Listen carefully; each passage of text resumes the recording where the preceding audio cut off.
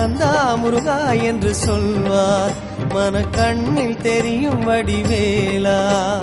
ஆற்றுப்படை நாயகனே ஆறுதல் தருபவனே ஐயா பரம் குன்றின் முருகோனே.